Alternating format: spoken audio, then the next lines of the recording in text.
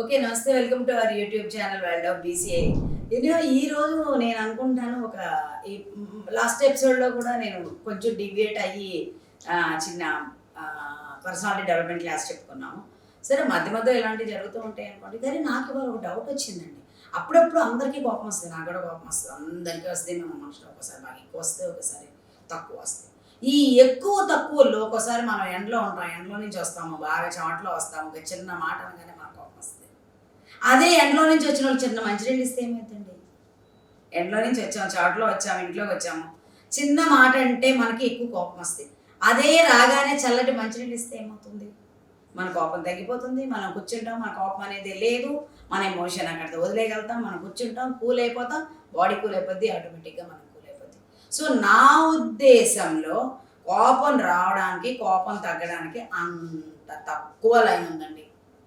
అంత తక్కువ లైన్ ఉంది నార్మల్ మనకొచ్చే కోపాలకి. సరే ఈ విషయంలో నేను చెప్తున్నాను, మనకి ఎప్పుడు ఎంత కోపం వస్తే కరెక్ట్గా ఉంటుంది. మనం ఎక్కువగా మగవాళ్ళ కోపం వస్తుందండి మనకన్నా, మనకందరికి బాగా తెలుసు. బాగా వాళ్ళు బయట నుంచి వచ్చేసి బాగా ఆ ప్రెషర్ అంతా మన మీద వేస్తూ ఉంటారు. అన్నీ మనకి అవసరం.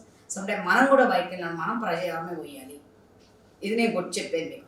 మనకి ప్రెషరే కదా, మనం ఎవరి మీద పోద్దాం ఈ కోపాన్ని. మనకి ప్రెజర్ వస్తున్నాయి, మనకి బాధ కలుగుతుంది, అన్నీ జరుగుతున్నాయి. కానీ ఏం చేయాలి? దీన్ని ఎలా హ్యాండిల్ చేస్తే మనం కంఫర్ట్ జోన్లో ఉంటాం? ఎందుకంటే ఇక్కడ ఓన్లీ ఫర్ బీసీఐ అంటే మనం మన కోసం పెట్టుకున్నటువంటి ఉమెన్ కోసం పెట్టుకున్నటువంటి మెన్ ఫర్ ఉమెన్ అనేది మనం పెట్టుకున్నటువంటి channel. World confidence in intelligence integrates women అనేది మన కాన్ఫిడెన్స్. సో మన కోసం మనం మాట్లాడుతున్నాం. సరే ఒక్కసారి మీరు ఆలోచించండి, ద్రౌపదికి జరిగిన అన్యాయం ఏంటి? ద్రౌపదికి జరిగిన అన్యాయం ఏంటి? ఎంత అవమానపడింది ఆవిడ? మ్యాక్సిమం అవమానం ఎక్కడ పడింది? కురుసభలో పడింది. అవును కదా, ఆమెను చుట్టుపట్టుకుని లేకపోతే వివస్త్రను చేస్తూ ఉంటే అంత సభలో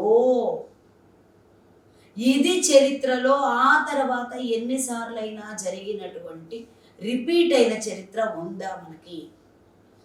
లేదు. ఎందుకంటే అది అత్యంత అవమానకరమైన సంఘటన. నలుగురు కలిపి చంపడం, అవి కొన్ని రేర్ కేసెస్ జరుగుతున్నాయి. అది ఎవరు లేనప్పుడు సభలో కాదు, 1-2 సంఘటనలు ఎక్కడైనా జరిగి ఉండొచ్చు.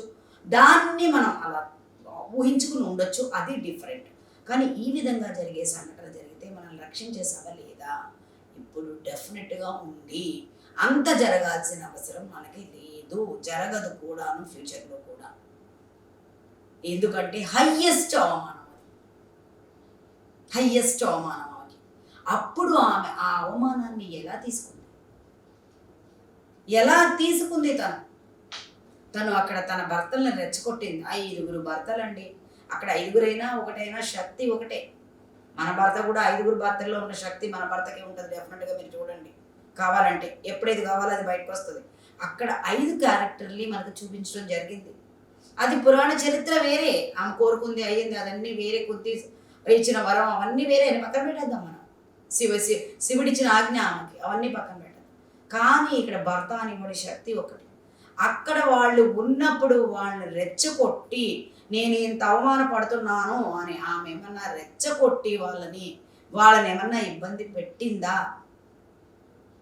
మనం జనరల్గా ఏం చేస్తామండి? అటువంటి సిచ్యుయేషన్ మనకు వస్తే మనం మన భర్తని ఫస్ట్ నిందించేస్తాం. నేనైతే అదే అబ్జర్వ్ చేశాను. మ్యాక్సిమం నేను కూడా అదే చేస్తానేమో, అదే అబ్జర్వ్ చేశాను. కానీ సూక్ష్మంగా ఆలోచించండి. అక్కడ చేయాల్సింది మనం భర్తని అవమానించడం కాదు, సిచ్యుయేషన్లో నుంచి బయటపడటం. అక్కడ మన కోపాన్ని భర్తను తిట్టేస్తే ఉపయోగం ఏముంది? సిచ్యుయేషన్లో బయటపడే ఐడియా మనకి రాదు. కానీ అక్కడ ఆ సన్నివేశంలో ఆ సిచ్యుయేషన్లో నుంచి ఆ భగవంతుడు కాపాడాడు. సరే ఆమె బయటకు వచ్చేసింది, అయిపోయింది, బయటకు వచ్చింది. ఆ అవమానాన్ని తను ఎలా చూపించింది? ఆ అవమానం యొక్క ఫలితమే మహాభారత యుద్ధం. అవునా కదా? అధర్మ నాశనం, అసలు ధర్మ ప్రతిష్టాపన జరిగింది. అది ఒక స్త్రీ కోపానికి, ఒక స్త్రీ అవమానానికి రిజల్ట్ రావాలి అంటే అది అట్లా ఉండాలి. అంతేగాని ఊరికే మన కోపాన్ని భర్త మీద చూపించేసి మన కోపాన్ని అత్త మీద చూపించేసి మనకి ఏదైనా చిన్న తప్పు జరిగినప్పుడు ఆడపడుచుల మీద చూపించేసి వచ్చిన వాళ్ళ మీద మనకి ఏదో ఉన్నారు కదా అని ఈజీగా ఒక మాట అనేసి, అంటే ఇప్పుడు మరీ ఇంకా హస్బెండ్లు అంటే చాలా క్లోజ్గా ఉంటున్నారు అనుకోండి, క్లోజ్గా ఫ్రెండ్స్ లాగా బేబీ బేబీ అనుకుంటూ ఉంటున్నారు. దాన్ని నేను అసలు తప్పు పట్టట్లేదు. బట్ అక్కడ సిచ్యువేషన్ హ్యాండిల్ చేసేటప్పుడు నువ్వు నీ యొక్క కోపాన్ని నీ భర్త మీద ప్రదర్శించడం అంటే ఎటు డైవర్ట్ చేసినా సరే సొల్యూషన్ నువ్వు తీసుకురాలి. Keep it with you and organise your anger. నీ కోపాన్ని ఆర్గనైజ్ చేయడం మొదలుపెట్టు, మళ్ళీ ధర్మ ప్రతిష్టాపనే జరుగుతుంది ఆ ఇంట్లో. నేను డెఫినెట్గా చెప్పగలను. అది నీకు ఎట్లా వస్తుంది అంటే పేషెన్స్. అంతేగాని మనకున్న కోపాన్ని వేరే వాళ్ళని ఏమైనా కామెంట్ చేయడంలోనో, మనకున్న కోపాన్ని వెళ్ళి ఎవరిదైనా పెళ్లి కొడుకు తల్లి అయితేనే మాకు ఇలాగే కావాలి అలాగే చేయడంలోనో అది కరెక్ట్ కాదు కదా. అది అహంకారం, అది అవమానం కాదు, అది అహంకారం. అటువంటి అహంకారం కాదు. నేను మాట్లాడేటువంటి కోపాన్ని ఆర్గనైజ్ చేసుకునే విషయం. మీరు ఒక్కసారి మీకు జరిగిన అవమానాన్ని, మీకు జరిగిన బాధని లెగిసి కొడతారా, మీరే వచ్చి అపదెబ్బ కొట్టండి. అంత ధైర్యం ఉంటే అది వేరే విషయం. అవమానించడం అని తప్పే లేదు, అమ్మాయి అయినా అబ్బాయి అయినా. మన ఆత్మామానం దెబ్బతింటే మన ఆపలేదు. కానీ మన బాధ్యతని, కోపాన్ని హ్యాండిల్ చెయ్యవలసిన బాధ్యతని ఇమీడియట్గా వేరే వాడి మీద పెట్టేయండి. అక్కడక్కడ మనల్ని ఎవరో తిడతారు, మనకి అక్కడ హస్బెండ్ కనిపిస్తుంది, ఇగో మీ వాళ్ళు నన్ను ఇలా అన్నాడు, అక్కడక్కడ మనల్ని మాట్లాడేస్తాం. ఏమవుతుంది? మనం విన్నాం, మనం ఇచ్చేసాం, మనం విన్నాం ఇచ్చేసాం. అబ్బాయి అస్సలు బాగాలేదు కదా. మన దగ్గరికి ఒక ప్రాబ్లం అంటూ వచ్చింది అంటే ఉమెన్ సాల్వ్ చేయాలి. Because Mann can not handle so many issues. Women can handle multiple issues. వాళ్ళతో పోటీ పెట్టుకుని వాళ్ళతో చేసేది కాదు, వాళ్ళ కన్నా గొప్పగా ఉండాలి, మగవాళ్ళ కన్నా గొప్పగా ఉండాలి. నీ ప్రాబ్లంని నువ్వే హ్యాండిల్ చేయాలి. నీ కోపం వచ్చింది, కరెక్ట్గా మాట్లాడేది తప్పని లాగపెట్టి ఒక చెంపదెబ్బ కొడతావేమో, అది కూడా తప్పు కాదు. లేదు రెండు తిట్టు వాళ్ళని, తప్పు కాదు. కానీ నన్ను అవమానిస్తుంటే నువ్వు చూస్తూ ఉండకూడకపోవడం భర్త ధర్మం. అవమానాన్ని చూడకుండా ఉండడం, రేజ్ అవటం భర్త ధర్మం.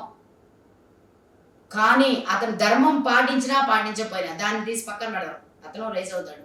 కానీ నీ అందాన్ని వేరే వాళ్ళకి వద్దు, ట్రాన్స్ఫర్ చేయొద్దు. ఎందుకంటే నీ అవమానాన్ని నువ్వు మాత్రమే బాగా సాల్వ్ చేసుకోగలవు. పెయిన్ నీది, సొల్యూషన్ కూడా నీదే. లేట్ అవ్వచ్చేమో కానీ తప్పకుండా తెచ్చుకోగలుగుతాం.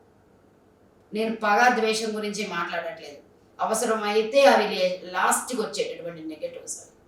ఇక్కడ ఏంటంటే అవమానపడి మా ఆయనను మా అత్తగారినో సపోర్ట్ తీసుకుని వస్తాను కాదు, వాళ్ళని ఇవ్వనియండి. మనల్ని నిలుపుకోవడానికి కుటుంబ మెంబర్స్గా, ఫ్యామిలీ మెంబర్స్గా వాళ్ళ రెస్పాన్సిబిలిటీ అది. ఒక అత్తగారు మనకు సపోర్ట్ చేయడం, భర్త సపోర్ట్ చేయడం వాళ్ళు. కానీ అవమానం మనదే, డెఫినెట్గా మనమే తెచ్చుకోవాలి. ఒక్కసారి అంటూ మీరు ఆ విధంగా లేవడం మొదలు పెట్టారంటే రెండో వాళ్ళు ఎప్పటికీ మీ జోలికి రారు. ఉండనండి, family support gives more energy to us, no doubt in this. ఎంత స్ట్రాంగ్గా ఎందుకు చెప్తున్నానంటే మన ప్రాబ్లమ్స్ మనం సాల్వ్ చేసుకుందాం అనుకునే రోజున మనకి ఈ సబ్సిడరీ ప్రాబ్లమ్స్ ఉంటాయి చూసారు. ఏంటి ఆ టైంలో నువ్వు సపోర్ట్ చేయలేదు మన హస్బెండ్ని, లేకపోతే నువ్వేంటి ఏం చేయవు వాళ్ళు అలా మాట్లాడుతుంటే అని ఆ అత్తగారిని, లేకపోతే ఇంకొకటి మీ వాళ్ళు అలా అన్నారు, మీ వాళ్ళు ఇలా అన్నారు, మీ వాళ్ళు ఎలా అన్నారు. ఇటువంటి సబ్సిడరీ ఉంటాయి కదా అటాచ్డ్, వాటన్నిటిని సప్రెస్ చేసేయచ్చు. అసలు రానే రావు ప్రాబ్లమ్స్. ఈవెన్ రెండోసారి భయపడతాడు, అత్తగారు భయపడతాడు, భర్త భయపడతాడు, అందరూ భయపడతారు. ఒక్కసారి ఇలా ఉండడానికి ప్రయత్నించండి, సక్సెస్ అవ్వండి. నెక్స్ట్ ఎపిసోడ్లో మళ్ళీ కలుద్దాం. సబ్స్క్రైబ్ చేయండి, లైక్ చేయండి, టంగు మనకి గంట కొట్టండి.